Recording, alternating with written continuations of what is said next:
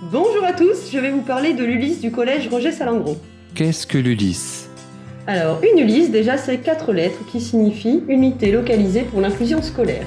C'est un dispositif qui permet aux élèves en grosse difficulté scolaire d'avoir une scolarité dite ordinaire mais aménagée au collège. Qui est concerné par l'Ulysse? Alors, c'est pour des élèves qui sont en grosse difficulté scolaire, pour lesquels suivre une scolarité complètement ordinaire serait trop compliqué. Et donc, c'est un dispositif qui permet à des élèves de la 6e à la 3e de pouvoir suivre certains cours comme leurs camarades, donc dans des classes qu'on appelle des classes de référence, et d'autres cours en Ulysse, avec du coup un contenu aménagé et adapté à leurs difficultés. Pourquoi es-tu en Ulysse? Parce que j'ai des difficultés. Quand es-tu arrivé en Ulysse? À la rentrée. Que fais-tu en Ulysse? Pour réviser les matières que j'arrive pas. Explique une journée. Le mardi, j'ai 3 fois Ulysse. L'après-midi, j'ai 2 heures de sport. Après, j'ai 1 heure de physique, chimie. Et après, j'ai Ulysse. Quel est le nom de ta classe? 6e A. Que feras-tu après le collège? Je vais faire un CAP de vente. Quel métier aimerais-tu faire plus tard? Dans la vente. Quels sont vos projets? Alors on fait essentiellement des mathématiques, du français, de l'anglais, mais aussi tout un tas de projets sur du court terme ou à long terme. Alors cette année, pour la 2e année consécutive, nous participons à un projet avec le CDI qui s'appelle le prix Nénuphar. Nous avons donc 5 livres à lire sur l'année et à la fin de l'année, nous choisirons le livre qui nous a le plus plu.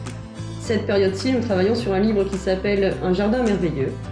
Et donc en lien avec cette lecture, nous avons choisi avec la professeure documentaliste du CDI de travailler sur la peinture à l'encre et de représenter chacun un arbre et donc une forêt de l'Ulysse. Puisqu'on n'est pas d'accord, on va faire des expériences. Pour un grain plus tard, plus haut dans le noir, Ce pot-là, c'est au frigo. Ce pot-là, c'est dans le noir. Ce pot-là, soleil. Ce pot-là, c'est coton mouillé. Et ça, c'est le pot graine sans dos, sans terre. Aussi la graine avant la dissection. Les élèves de 6e avaient du mal à comprendre ce qu'est la germination. Nous avons donc décidé, avec l'arrivée du printemps, de planter des graines dans la classe, dans une mini-serre. Nous avons planté des graines dans une mini-serre dans la classe. Les élèves se sont alors interrogés sur les conditions de germination de la graine et nous avons mené des expériences. Laurine met des étiquettes pour savoir qu'on a planté des haricots. Quand nos haricots auront poussé, nous irons les planter dans notre potager. Nous avons donc décidé de lier la géographie à la physique-chimie en construisant un jeu électrique qui permet de tester ses connaissances sur les drapeaux des pays d'Europe. Avec les élèves, nous avons donc dû créer un circuit électrique avec une pile et une lampe pour que le jeu puisse fonctionner. Qu'est-ce qu'une inclusion? Alors, les élèves peuvent suivre des cours dans leur classe de référence. C'est le cas pour tous en EPS, en musique, en arts plastiques, en SVT, en technologie. Donc l'inclusion, ce sont les cours que ces élèves vont suivre avec leurs camarades. Donc ces cours vont être adaptés. Parfois les élèves iront seuls, c'est-à-dire sans autre adulte que le professeur de la discipline. Et parfois ils seront accompagnés d'une personne qu'on appelle un AESH qui les aide à effectuer leur travail. Feront-ils des stages comme les autres collégiens?